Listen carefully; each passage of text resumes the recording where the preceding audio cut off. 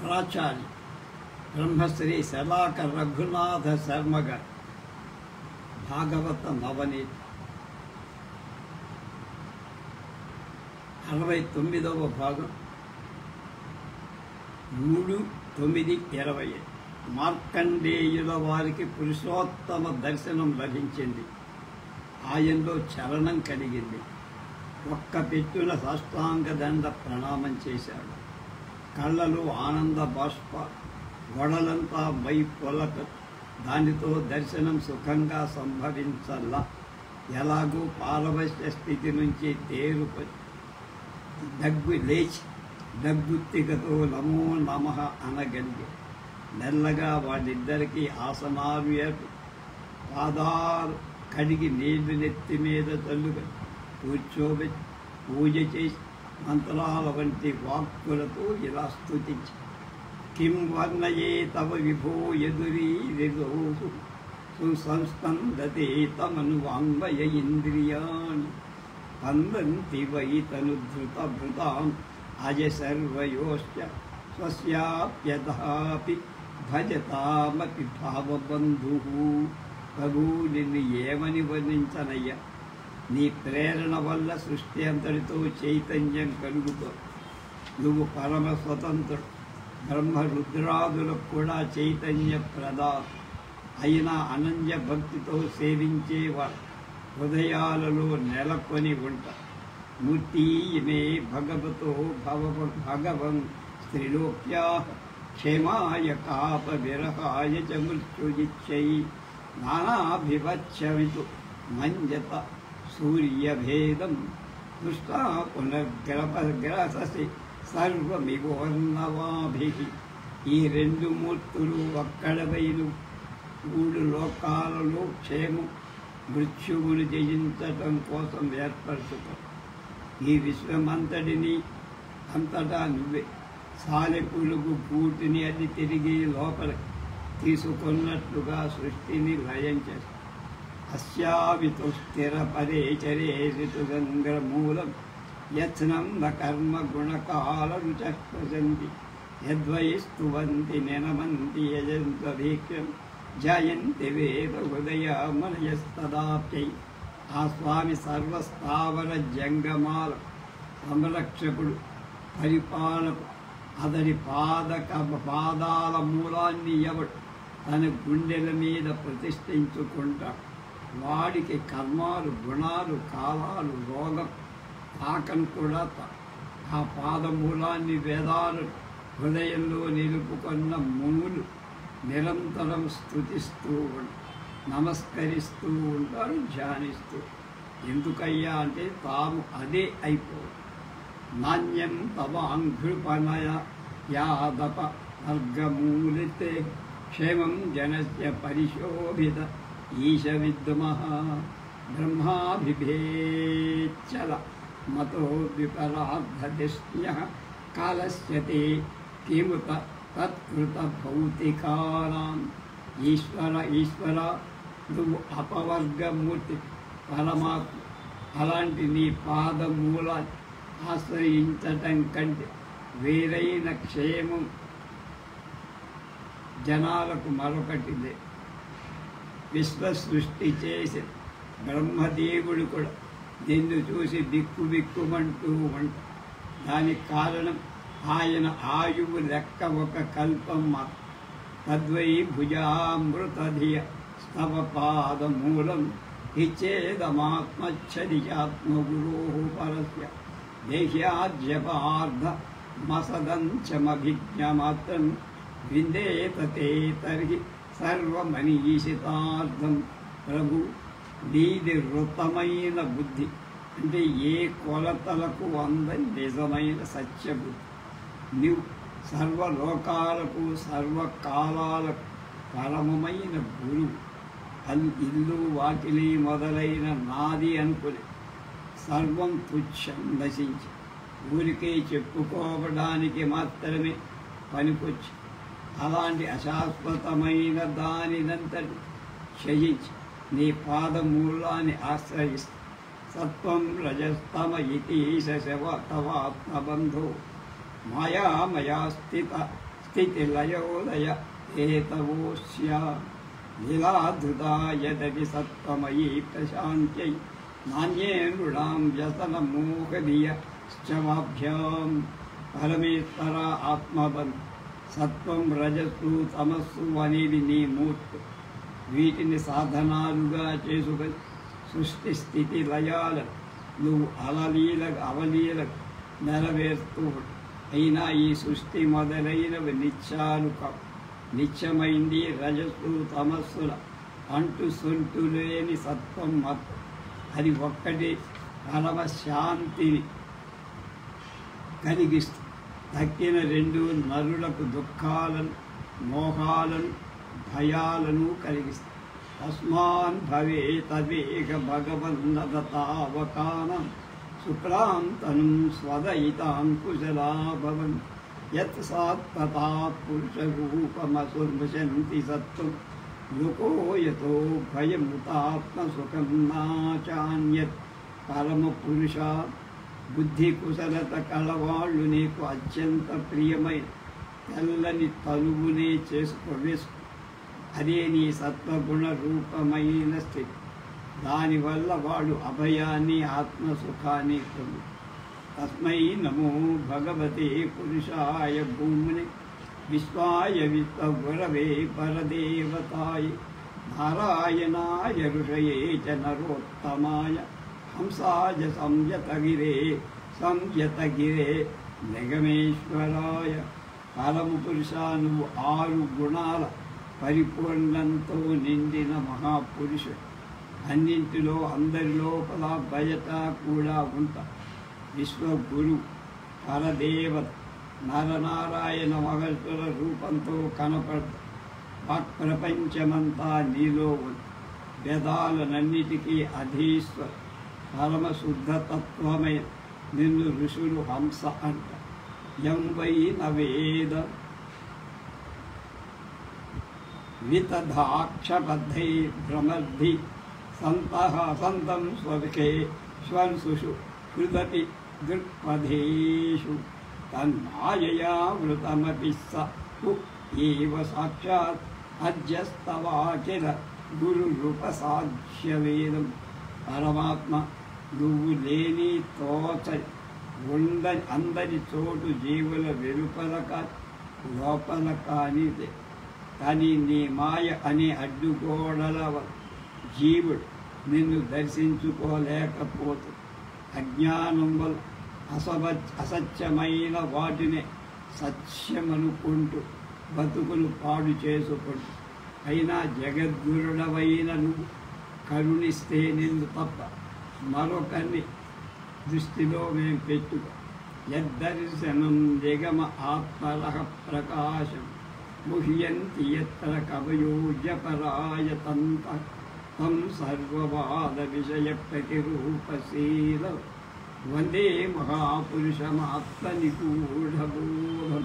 ప్రభు, వేదాలలో నిన్ను పట్టుకోవటానికి యోగ్యమైన ఉపాయాలున్నాయి. అసలు వేదమంటే నీవంటే వేదం.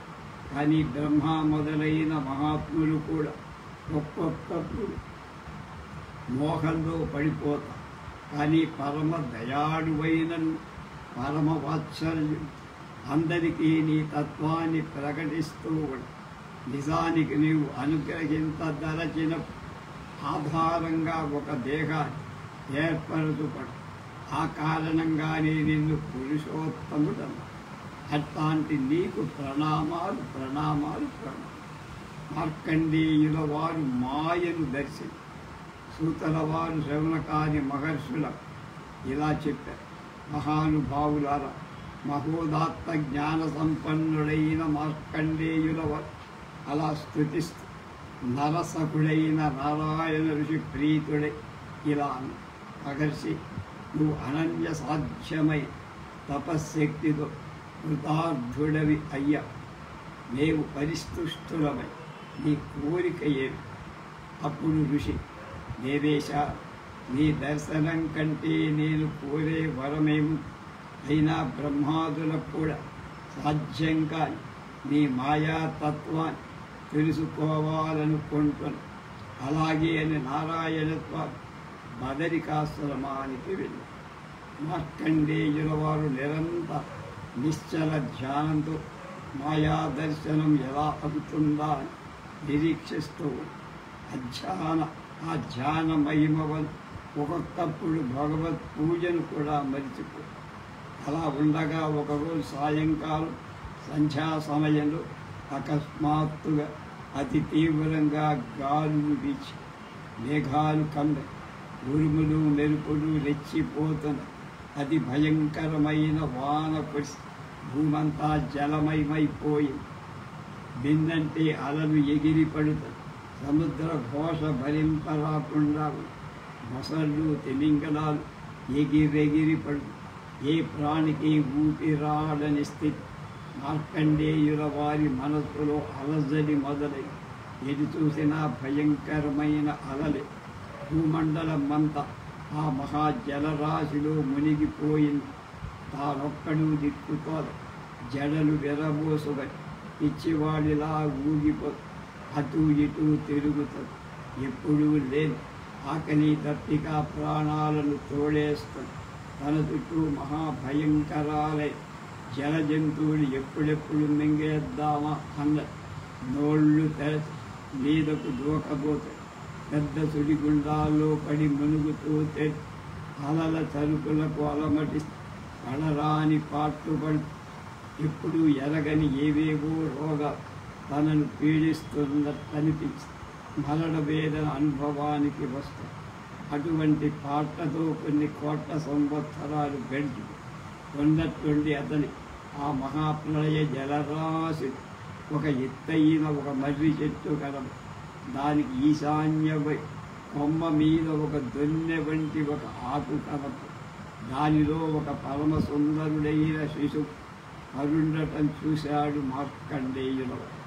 ఆ పసిబిడ్డ దేహ కాంతిలో అక్కడి కారు చీకట్లన్నీ చల్లా చెదరై పరమశివుడి అనుగ్రహం. సూతల వారు ఇలా చెబుతారు.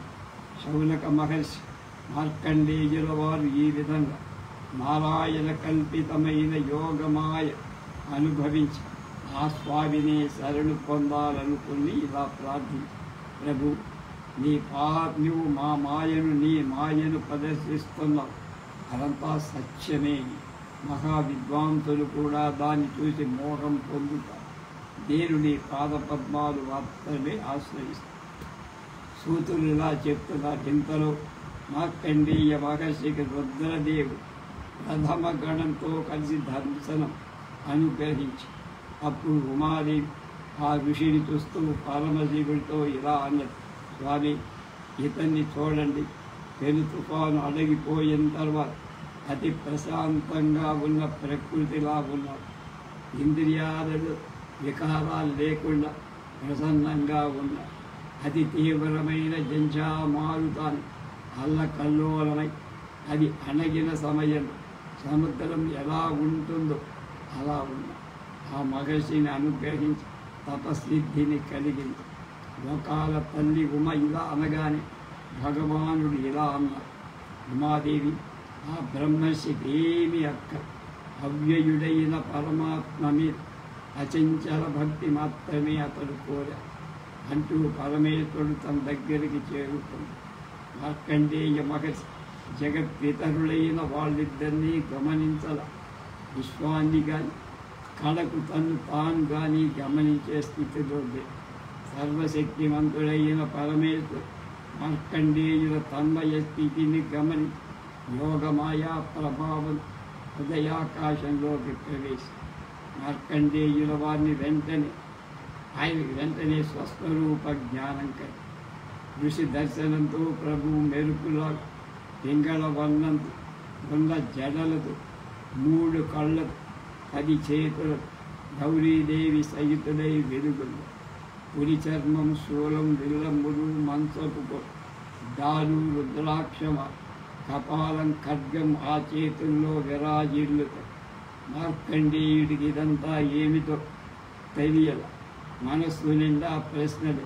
కళ్ళు తెరచి చూడగా పార్వతీ పరమేశ్వరుడు పరివారం తన ముందు సాక్షాత్కరించి మూడు లోకాలకు జ్ఞానాన్ని ప్రసాదించే గురువైన పరమేశ్వరుడు త్రికరణాలతో ప్రణామం చేసి సర్వ పూజలు భక్తి శ్రద్ధలతో చేశారు. ఆ తర్వాత మార్కండేయ మహర్షి ఇలా ప్రభు, తమరు సర్వశక్తిమంతుడు, పూర్ణ కాముడు, సర్వలోకాలకు శాంతి సుఖాలు కలిగించేవి. నమశివాయ శాంతాయ సత్వాయ పరమృదాయ చ రజోజుషేవ్య ఘోరాయ రజో రుజే రుజే రజో జుషేప్య ఘోరాయ నమస్తుభ్యం తమోజుషే. శాంతమూర్తి, సత్వమూర్తి, రజోగుణం, తమోగుణం ప్రత్యేక కార్యాల కోసం తెచ్చిపెట్టుకున్న సుఖస్వరూపుడు, అఘోర రూపుడు అయిన శివుడికి నమస్కారం. ఇలా త్రికరణాలతో పూజిస్తున్న మహర్షితో మహాదేవుడు అన్నాడు. మార్కండేయ మహర్షి బ్రహ్మ విష్ణు మహేశ్వరు తత్వాన్ని బట్టి ఒకరు. మా దర్శనం వ్యర్థం కాకు బలం కోరు. నిజమైన బ్రహ్మజ్ఞాన సంపన్నులైన నీలంటి సాధు శాంతులు, ఏ జంజాటం లేనివాడు, సర్వభూత దయ కలవాడు, నా మీద ఎన్నటికీ చదరని భక్తి ఉన్నవాడు, ఎవరి మీద వైరభావం ఉండనివాడు, సమదర్శుడు. సమం అంటే బ్రహ్మం, బ్రహ్మానుభూతి పొందగల సామర్థ్యం ఉన్నవాడు. అలాంటి ఉత్తమ పురుషుల సర్వలోకులు లోకపాలులు కూడా సమస్కరిస్తారు, పూజిస్తారు, ఉపాసిస్తారు. నేను బ్రహ్మ హరి కూడా అలాంటి వాళ్ళ విషయంలో ఆదరం కలిగే ఉంటా. పరమ భాగవతులైన మీ వంటి వారు మా ముగ్గురి విషయం అణువంత భేదాన్ని కూడా భావించి, అంతేకాదు సీమ మొదలు బ్రహ్మ వరకు ఉండే సర్వంలో పరమాత్మ భావాన్ని నిలుపుకొని పరమ భాగవత దర్శనం జనులకు సర్వతీర్థక్షేత్ర సేవల ఫలాన్నిస్తారు. అటువంటి బ్రహ్మజ్ఞాన సంపన్నులు నిరంతరం మరొక రూపమై శబ్ద బ్రహ్మాత్మక తత్వంలో భేదం లేనివాడు కనుక వాళ్ళకి మేము కూడా నమస్కరిస్తాం. వాళ్ళని గురించి విన్నా దర్శించినా ఎంతటి పాపాత్ముడైనా పరమాత్ముడు పవిత్రుడు. సౌనక మహర్షి అని సంబోధించి సూత మహర్షి ఇలా చెప్పడం కలదు. చంద్రశేఖరుని ఈ భాషణంలో ప్రతి పదం ధర్మ రహస్యాలతో నిండి శ్రీహరి మాయలో చిక్కుకొని తన్మయత్వంలో ఉన్న మహర్షి పరమశివుడి పలుకు అమృతంతో స్నానం చేయించినట్టు మార్కండేయుల పలుకు పువ్వు. ఆహా, ఈ ఈశ్వరుడు మా స్మరమాత్రుడు తట్టుకోగలడా? బ్రహ్మాదుల నమస్కారాలు కూడా యోగ్యమైన ఈశ్వరు భాగవతులైన జ్ఞాన సంపన్నులకు నమస్కరిస్తూ ధర్మ ప్రబోధం చేసే మహాత్ములు తామై ఆ ధర్మాలు ఆచరించి బోధిస్తారు. వాళ్ళని ఆమోదిస్తారు, ఆచరించే వాళ్ళని ప్రశంసిస్తారు. ఇంద్రజాలం చేసేవాడు వింత వింత వస్తువులు అప్పటికి సృష్టించి చూసేవాడు మోహింపచేస్తాడు, కానీ తాను మోహం పొందు. అటువంటిదే ఇప్పటి ఈ స్వామి చేస్తాడు. పరమాత్మ తన సంకల్పమాత్రం చే విశ్వమంతటిని సృష్టిస్తా. అంతర్యామి రూపంతో విశ్వంలోనికి ప్రతి అణువులో చొచ్చుకుపో. అతనికి ఏ విధమైన కర్తృత్వం లేకపోయినా ఉన్నట్లుగా తోపింపజేస్తాడు. పరమేశ్వర భగవంతుల త్రిగుణమయ స్వరూప గుణాత్మ కేవల అద్వితీయ గురుమూర్తి బ్రహ్మమూర్తి నీకు ప్రణామం. స్వామి, నీ అద్భుత దర్శనం కోరకుండా దొరికి ఇంకేం వరం కోరుకోవాలి? నీ దర్శనంతో పురుషుడు పూర్ణక సత్యకాముడు, పరమాత్మకు భేదం లేనివాడు. అయినా ఒక్క కోరిక కోర, భగవంతుడి మీద భగవంతుడివే అయినా నీ యందు ఎన్నటి ఎట్టి పరిస్థితిలో చదివిపోని భక్తిని నాకు ప్రసాదించు. శివానుగ్రహం. మార్కండేయుల వారి ప్రార్థన విన్న పరమశివుడు అతన్ని అభినందిస్తూ ఇలా, నీ కోరిక చాలా గొప్పదయ్యా. మహావిష్ణువు మీద అచంచల భక్తి కోర నీకు ఈ కల్పం అంతమయ్యే వరకు అది సుస్థిరంగా ఉంది. దాంతోపాటు నీకు ముసలితనం, మరణం, దాని మహాభాగ్యం కూడా కలుగుతుంది. నువ్వు మహాత్ముడు. నీకు సర్వకాలాలకు సంబంధించిన జ్ఞానం, విజ్ఞానం, వైరాగ్యం, బ్రహ్మవర్చస్సు, పురాణాల ఆచార్యత్వం అనే మహా విషయాలు కూడా కలవు. అవి వరాలు అనుగ్రహించి 3 కళ్ళ దేవుడు అంతర్ధానం చేసి మార్కండేయుడు దర్శించిన విష్ణుమాయా విశేషాలు ఉమాదేవికి వివరిస్తూ కైలాసానికి చేరు. శౌనక మహర్షి మార్కండేయుడు శ్రీమన్నారాయణుడు ప్రదర్శించిన సృష్టి ప్రళయాల మాయా దృశ్యాన్ని గమనించిన విషయం గమనించని సాధారణ మానవులు అతడు చూసిన సృష్టి ప్రళయాలు మాత్రమే అనుకుంటారు. అతడు దర్శించినవి సృష్టి ప్రళయాల వెనక ఉన్న మహావిష్ణువు యోగమాయ. అది పరమ రహస్యమైన విషయం.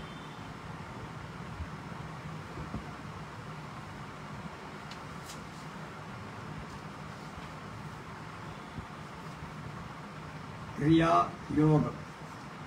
శౌనక మహర్షి సూతల వాళ్ళని ఇలా అడిగారు. మహర్షి, మహాత్మా, నీవు భగవంతుడికి సంబంధించిన అన్ని గుట్టుమట్లు మాకు చెప్పావు. మాకు భగవంతుని సర్వకాలాలను నిలుపుకునే ఉపాయాన్ని చక్కగా చెప్పావు. చక్కగా తెలుసుకోవాలని శ్రేయోదాయకమైన కోరిక ఉంది అని చెప్పారు. ఆ మాట విన్న సూతుల వారు ఇలా చెప్పారు. గురువులకు ప్రణామం చేసి మీకు విష్ణుదేవుడి సంబంధించిన విభూతులు వివరిస్తారు. వీటిని బ్రహ్మ మొదలైన ఆచార్యవర్యులు సర్వకాలందరికీ తెలియజేసి వాళ్ళ యోగక్షేమం కొరకు సిద్ధం చేసి ఉంచారు. ఈ విశ్వమంతా భగవంతుని విరాట్ స్వరూపం నుండి వ్యక్తమై అవి వరుసగా 9 తత్వాలతో ప్రకృతి, సూత్రాత్మ, మహత్, అహంకారం, శబ్దం, స్పర్శ, రూపం, రసం, గంధం అని మూలతత్వం. ప్రకృతి అంటే 5 భూతాలు, ఆకాశం, వాయువు, అగ్ని, జలం, భూమి అనే సముదాయం. ఈ 5 కలయికతో విరాట్ పురుషుడు స్వరూపం ఏర్పడు. దాన్నే సూత్రాత్మ అంటారు. దానినే హిరణ్య గర్భుడు అని కూడా. బ్రహ్మదేవుడే హిరణ్య గర్భుడు. ఆ హిరణ్య గర్భుడిని సృష్టి చెయ్యాలని గాఢమైన సంకల్పం కలిగి దాంతో ఒక పెద్ద అండం దాన్నే బ్రహ్మాండం అని, దాన్నే మహత్తు అని. ఆ బ్రహ్మగారికి సృష్టి చెయ్యాలని సంకల్పం కలగటమే అహంకారం. ఈ అహంకారానికి మరో పేరు జీవాత్మ. దాని నుండి వరుసగా శబ్దం మొదలైన ఇంద్రియాలన్నీ పుట్టాయి. అనంతం తర్వాత 5 జ్ఞానేంద్రియ, చెవి, చర్మం, కన్ను, నాలుక, ముక్కు. 5 కర్మేంద్రియాలు, చెయ్యి, కాలు, మాట, పాయువు, మనస్సు అనే 11 ఇంద్రియాలు. అలాగే 5 మహాభూతాలు, ఆకాశం, వాయువు, అగ్ని, జలం, భూమి ఏర్పడి ఇది పురుష సూక్తం ప్రవచించిన విశ్వరూపం. దీన్ని దెబ్బరించుకోవాలి. విరాట్ పురుషుని పాదాలు భూమి, జ్యులోకంత మధ్య ఉండే లోకాలన్నీ నాది గొడ్డు, సూర్యుడు కళ్ళు, వాయువు దిక్కులు చెవు, ప్రజాపతి లింగం, మృత్యువు పాయు, ఇంద్రుడు మొదలైన 8 లోకపాలకు బాహుడు, చంద్రుడు మనసు, యముడు రెప్ప, లజ్జ పై పెద్ద, లోభం కింది పెద్ద, వెన్నెల వెలుగులు దంత, చిరునగవు భ్రమ, వృక్షాలు రోమ, మేఘాలు కేశాలు. సాధారణంగా పురుషుడు తన జ్ఞానతో 7 జ్ఞానులంతా ఉంటుంది. అలాగే విరాట్ పురుషుడు కూడా తన 7 జ్ఞానులతో కొలతలతో ఉంటుంది. ఇది మహావిష్ణు స్వరూపం మనకు తెలియవచ్చే పరమ పురుష రొమ్ముపై ధరించే కౌస్తుభమనే జీవ చైతన్య స్వరూపమైన ఆత్మజ్యోతి.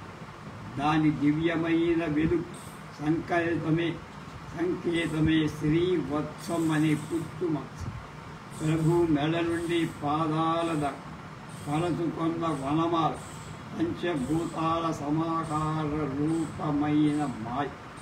దాన్నే ప్రకృతి.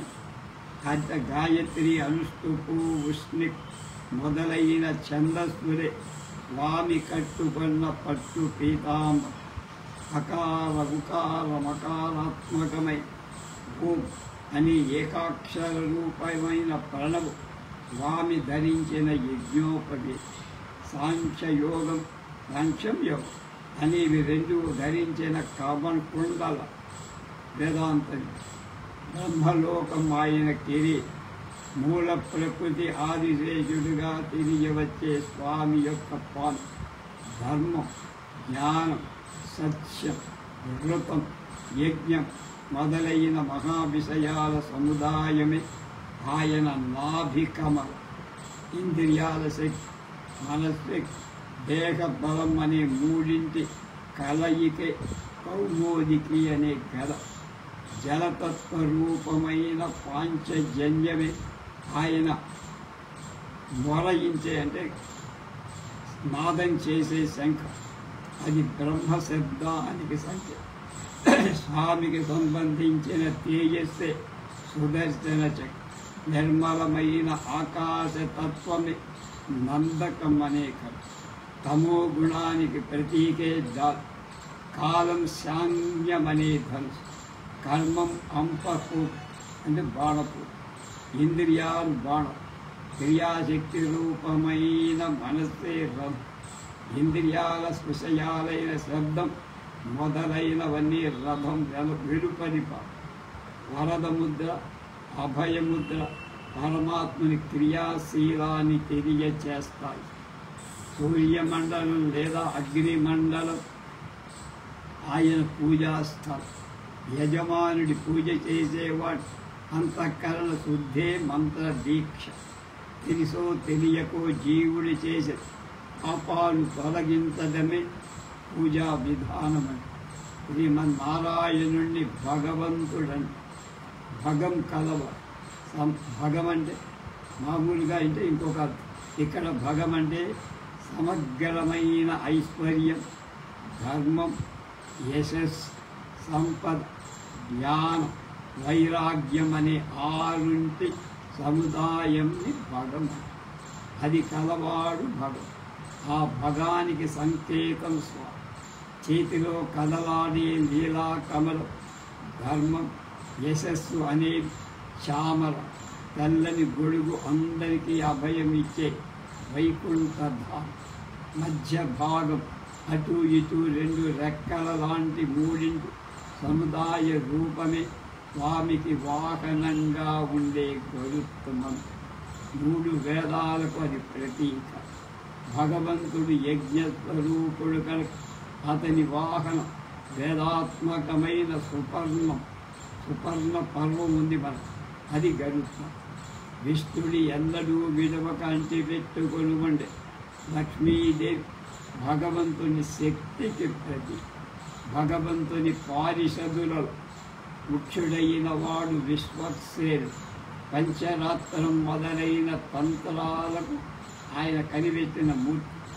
అనిమ, మహిమ, గరిమ, లఘిమ, ప్రాప్తి, ప్రకామ్యం, ఈశత్వం, వశత్వం అనే 18 సిద్ధులు శ్రీవారికి స్వభావ సిద్ధమైన గుణాలు. వాటిని నందుడు, సునందుడు అనే ద్వారపాలకులుగా. వాసుదేవుడు, సంకర్షణ, ప్రద్యుమ్న, అనిరుద్ధుడని భగవంతుడు 4 మూర్తి వ్యూహాలకు పేరు. వ్యూహం అంటే ఇక్కడ ఆకార కల్ప. ఉపాసించడానికి ఏర్పాటు చేసుకున్న ఒక రూపం.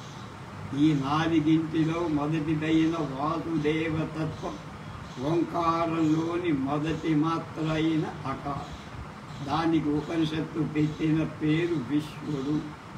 ఆ పరమాత్మకు సంబంధించిన దశ జాగ్రత్త దశ.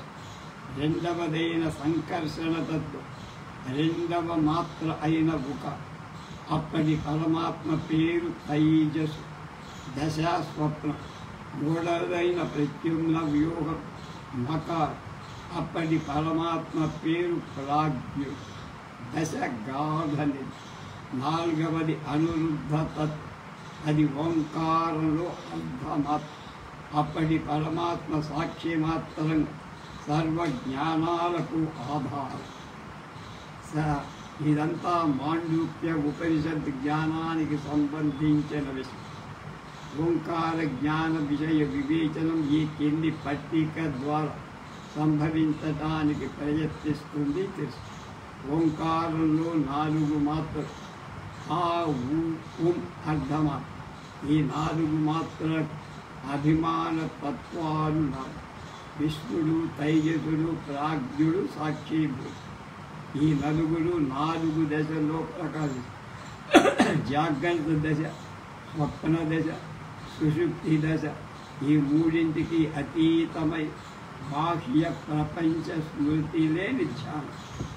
అలాగే ఈ 4 దశలు మొదటి దశలో ప్రకాశించేది వాసుదేవత, రెండవ దశలో సంకర్షణ, మూడవ దశలో ప్రద్యుమ్న తత్వం, నాలుగవ దశలో ప్రకాశించేది అనిరుద్ధ తత్వం. కనుక ఇదంతా మహాభేదం. గురుముఖతగా శ్రవణం చేసి మనన నిధి ధ్యాసల ద్వారా అనుభవంలోకి తెచ్చు. సౌలక మహర్షి ఈ విధంగా పరమాత్మకు సంబంధించిన అంగాలు, ఉపాంగాలు, ఆయుధాలు, అలంకారాలు గురించి చెప్పుకున్నాం కదా. సర్వశక్తిమంతుడైన శ్రీహరే వాసుదేవుడిగా, సంరక్షకుడిగా, సంకర్షణుడిగా, ప్రద్యుమ్నుడిగా, అనిరుద్ధుడిగా ఆయా దశలలో మనకు కనిపిస్తాయి. ఆ దశలు 4: జాగ్రత్త, స్వప్న, సుషుప్తి, తురియ. అంటే ప్రకాశించ. మహర్షి భగవంతుడు బ్రహ్మయోని, అంటే వేదాలకు మూల కారణమైన అనంత తానే ప్రకాశిస్తాడు. తన మహిమతో పరిపూర్ణుడైన తన మాయ ద్వారా బ్రహ్మగా, విష్ణువు, మహేశ్వరుడు పిలవబడి లోకత్రయాన్నంతా నడుపుతాడు. ఈ అర్థానికి సంబంధించి ఈ శ్లోకాన్ని ఒక మంత్రంగా ఉపాసించుకోవాలి. ద్విజ వృషభ ఏష బ్రహ్మయోని స్వయం దృక్ స్వమహిమ పరిపూర్ణో మాయయా చ స్వయైతత్ సృజతి హరతి పతీత్యాఖ్యయ నా కృతాక్షు నివృత ఇవ నిరక్తస్తత్పతైరాత్మదం ద్విజ వృషభ ఏష బ్రహ్మయోని స్వయం దృక్ స్వమహిమ పరిపూర్ణో మాయయా చ స్వయైతత్ సృజతి హరతి పతీపాతీత్యాఖ్యయ నావృతాక్షు వివృత ఇవ నిరుక్తస్తత్పరైరాత్మలభ్యః. ఈ మహార్థాన్ని పట్టుకోలే సామాన్యం. ఇప్పుడు చెప్పబోయే శ్లోకంతో పరమాత్మని ప్రార్థించడం అంటే సింప్లిఫై చేసి శ్రీకృష్ణ కృష్ణసఖ కృష్ణ్యఖ కృష్ణ్యభ కృష్ణృషభ అనిధృ రాజన్య వంశదగనానప వర్గవీర్య గోవింద గోప వనితా వ్రజభృత్యగీత తీర్థస్రవ శ్రవణ మంగళ పాహి భృత్యామళ. శ్రీకృష్ణ కృష్ణ సఖ వృష్ణభ వృష్ణి వృషభ అనిధృ రాజన్య వంశదగనానప వర్గవీర్య గోవింద గోపవనితా వ్రజభృత్యగీత తీర్థ శరవ శ్రవణ మంగళ పాహి భృత్యాన్. సచ్చిదానంద స్వరూపుడైన కృష్ణ, నువ్వే కృష్ణుడు అయిన అర్జునుడికి సుఖం సకుడవు. శ్రీ వృష్ణి వంశంలో శిరోమణిగా అవతరించ లోకద్రోహులై రాజవంశాలను వాళ్ళనందరి భౌతికంగా నిర్మూలించి నీలో లయం చేస్తూ నీ పరాక్రమం సాటిలే గోవిందా. గోపకాంతలతో కలిసి ఆడి ఆనందాన్ని అందరికీ అందించిన మహత్ నారదుడు మొదలైన నిన్ను గానం చేస్తూ నీ దివ్య మంగళ లీలల గానం అందరినీ తరింపచేస్తూ మేము నీకు మృత్యులం, మమ్మల్ని కాపాడు. ఈ అర్థాన్ని భావన చేస్తూ ఈ శ్లోకాన్ని పాడుకు పరవశించేవ బ్రహ్మజ్ఞానం పొంది సంసార బంధాల నుండి విముక్తులు. రేపు శ్రీహరి సౌరతత్వం ఆకాశతత్వం ఆయనది ఏమిటి, ఎలా ఉంది అనే విషయాన్ని రేపు మనం తెలుసుకుందాం.